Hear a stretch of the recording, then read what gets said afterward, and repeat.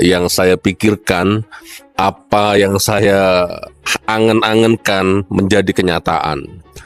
Jokowi akan mencari ribuan cara, jutaan cara untuk supaya dia tidak dihadirkan ke pengadilan atau tidak datang ke pengadilan. Oke, pikiranku bisa salah, ya kan? Apa yang aku pikirkan bisa salah.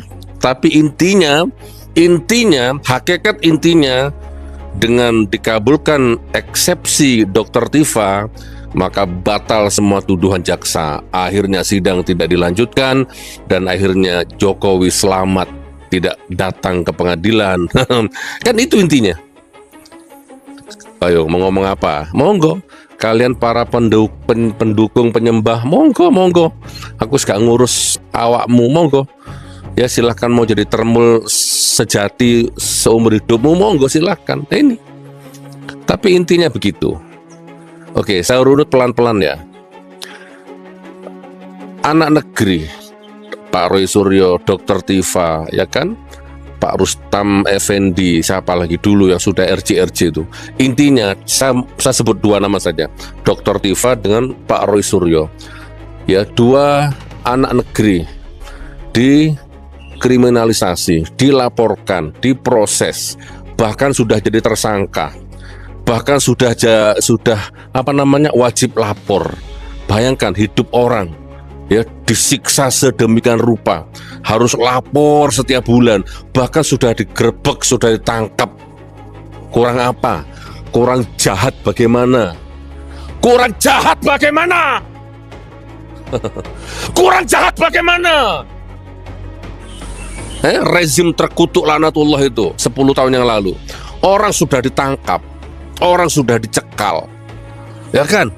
Orang sudah dikriminalisasi, sudah di BAP 1,5 meter.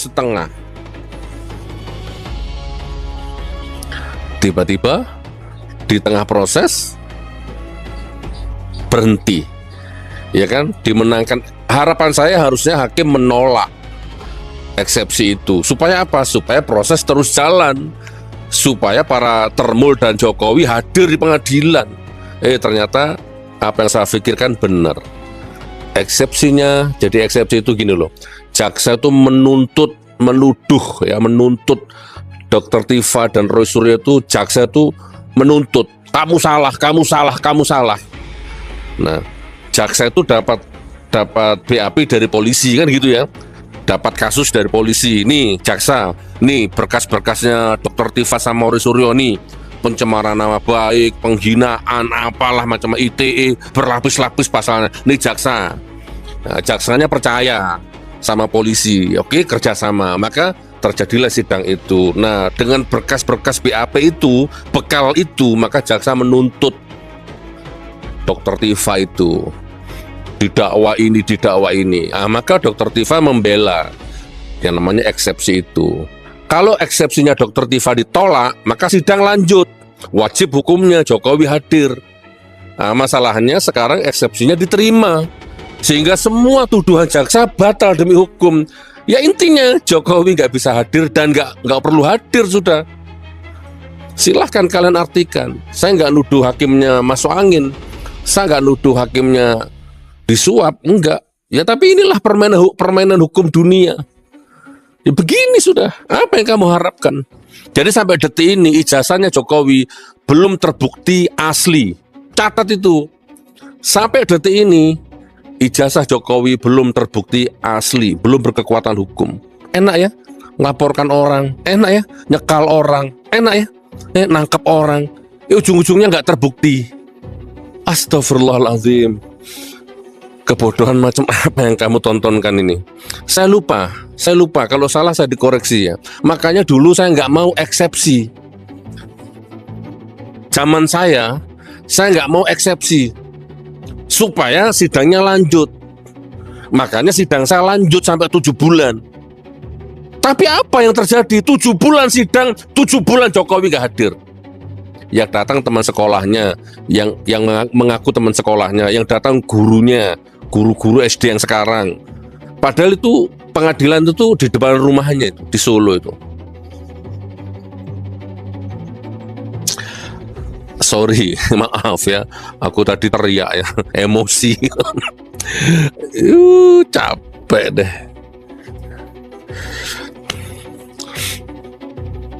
Ya, mudah-mudahan kayaknya ini saya nih sebentar lagi yang nuntut ini kayaknya nih ya.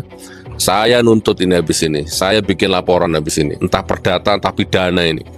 Ya, karena sudah menjara saya 6 tahun ya, sudah menjara saya 4 tahun.